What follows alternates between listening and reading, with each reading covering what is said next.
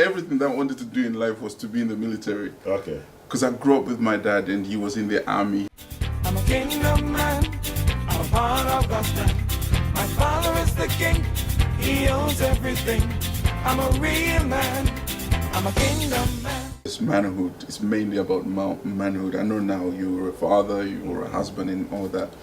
But how was your childhood like as you were growing up? I mean, I was born in this country, and after 5 months I was brought back to Jamaica. Okay. And I was brought up with my grandparents. Yeah. I was there for nearly 13 years. Wow. And I've never met my father.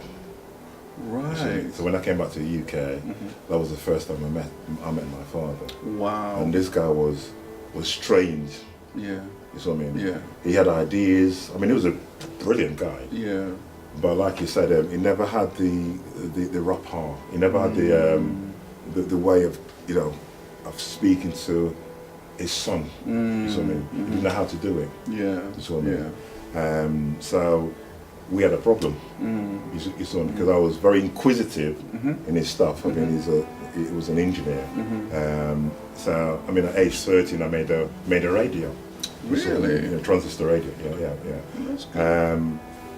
And that was kind of a threat to his world, because he had other kids with, you saw me after me, and he was trying to do something with them. Right. And it was strange for me to come now and start doing what he What was he wanted to do. he was studying, Oh, you saw me. Yeah. And then I'm doing those stuff and going through his physics books and all them things at 13, and he's thinking, no, it should be these ones. You saw me. So he had that problem. So his anger, I wouldn't say his anger was alcoholic. I mean, he probably smoked now and again and stuff like that. But there was something deep inside of him, the way his reaction to me. Because I think at the age of probably 14, back in them days, you take exams to go to college, and I wanted to be a scientist, and took the exam, passed the exam, and brought the paper, the document for him to sign. Yeah. And he said to me, "There's no way on this earth I'll sign this." Wow. That's what I mean. Now, Wow. because of my upbringing back in Jamaica, that tells you that you never give up. You see what I mean? Although somebody said no, you use your head, you use wisdom. Yeah, You see what I mean? yeah. And you work out a way, at that young age, work out the way Yeah. that you'll get there. That's true. You see what I mean? That's Because you don't want to put. It's like like this grizzly bear now, want to eat you alive. You just subordinate, Yeah. and you keep cool. Wow. You see what I mean? You see what I mean? And now, my father looked at me and he says, this guy, he stood the test. Just the test. You see what I mean? But you see, it's for me also to help him to deal with what was going on in him, because you can't just. I mean, some kids, they grow up and they want to go back and fight their father, destroy their home and all that kind of thing. But I mean, I had to deal with it as well. Right. But right. the best way to deal with it, I think what Jesus did, he said, look, I need you to look at me now. You know what I mean? And my world changed because of that. And because he's the father, Yes. and he's a man. Yes. Well, how can he be a man Yeah. without the information? Right. Yeah. You see what I mean? Yeah. So whatever problem he had, Yeah. you see what I mean? He never knew how to deal with them logically. Oh, okay. He dealt with them with anger. With anger. Just yeah. like your yeah, father. Yeah. Yeah. You see what I True. mean? True. He couldn't deal with them logically. He couldn't sort of get emotional, because he said, "Well, I'm a man. Man don't cry." Don't you, cry. You see what I mean? That's it. So it's everything in the armed Yeah, forces. true. Get drunk and beat everybody up. You see what I mean? Parachute regiment. You see what I mean? Yeah. So that's the reason why I went that way. That Okay. in order to be a man, you got to have information, and you must need to know why. Well, why do you have children? True. Having children and don't know why, that's a tragedy.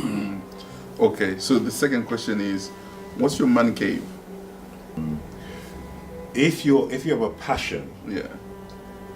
well, work is involved. You see what I mean? And you do everything to fulfill that passion. You see So what I you mean? don't have one. You don't have a man cave. I mean, you may call it man cave, but I probably call it that rest is something that helps you to regenerate, Exactly, exactly. And Yeah. how do you do that? Yeah. Well, I mean, I do walking, running, well, swimming. Yeah. You see what I mean? Yeah. Take myself for in the countryside and things like that. That's good for you. You see what I mean? Go on. Okay. You can end up having mental health if you start going in the room. Like you say, I mean, I don't know. Some people do things different, but I think going out in the countryside and walking or swimming, I think these are the things that helps the human. Helps your mind think right. What are the main things that your father has ever taught you about life in itself and how to be a man? And unfortunately, from my father's side, I mean, I never had anything about life. I was always asking questions and I was giving the negative. So he never knew. For me, I never had anything. So it's all like self-development, ask other people. Yeah, I can relate with you because even me, I was thinking about that question before I asked anybody. And I came to that same conclusion, nothing in terms of, life, this is what you need to do in life. I just feel like we were just pushed into this education and, I just go and do what everybody else is doing. And like in the African context, the parents will just send you to school so you can look after them. I'm not saying anything is wrong with that, but to a certain degree, it's just very bad when you get married and then they're looking for that paycheck to come through. So all that cultural thing has really become a barrier as to how African fathers can, even just black in general, that they get to a point where they cannot father their children pretty well, their sons. They cannot train them about life, about economics, about just everything, about being a man. So, I don't know what your take is. My take on that is that either it was deliberate, because I was sent to the worst school in Manchester. Wow. and I ended up in the best school in the country, Oxford. Wow. You saw them in, and it had nothing to do with them. And he would ask the question, well, how did he get there? You saw, again, it's wisdom. Wow. You saw them in. So are you telling me that your dad never wanted you to succeed? Oh yeah. That was clear from the outset. Wow. Because I was brought up on my mother's side in Jamaica. Maybe he wanted me to go on to his parents' side. And there was this idea that my grandparents on my mother's side ain't gonna do justice.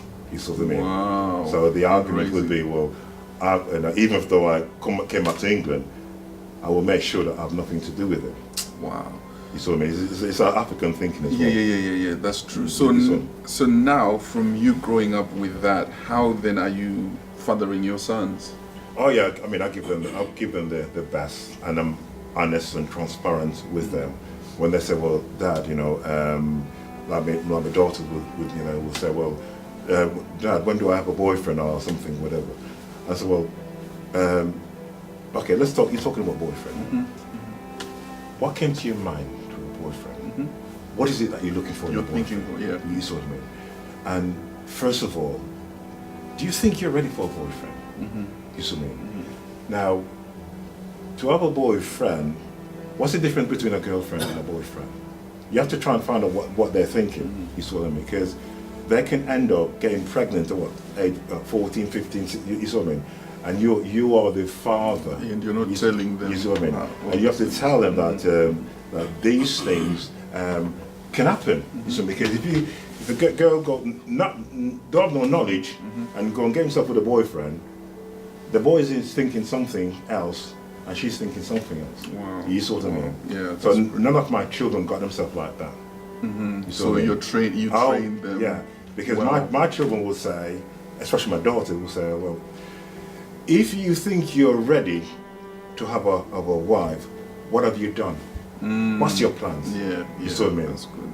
And if you got no plan for me, go and find somebody else. You see what I mean? So that's you train them well. You see what I mean? Train them well. That's pretty good. So what would you like to tell the fathers in this day and age, in order for them to train or raise their children the way you're saying that you're raising your children?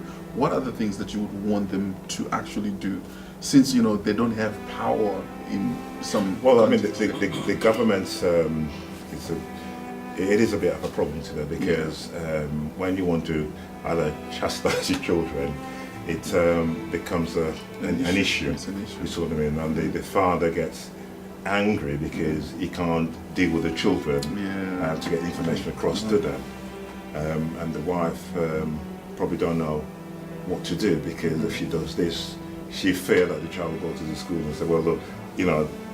I mean, I was in the hospital there with my daughter and then a little kid, and he was saying to his mother, "Oh, the mother said, well, you got to wash your hair," and the child said, "That's abuse." You see what I mean?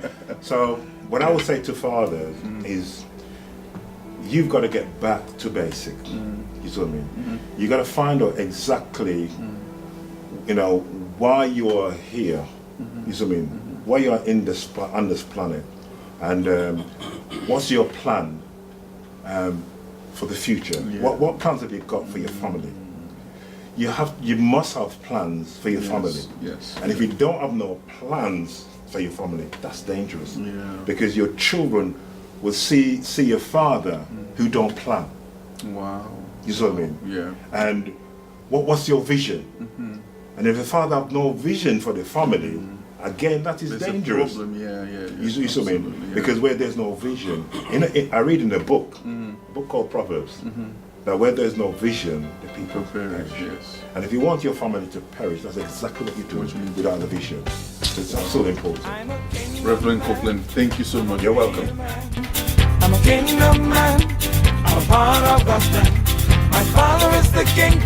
He owns everything. I'm a real man. I'm a kingdom man.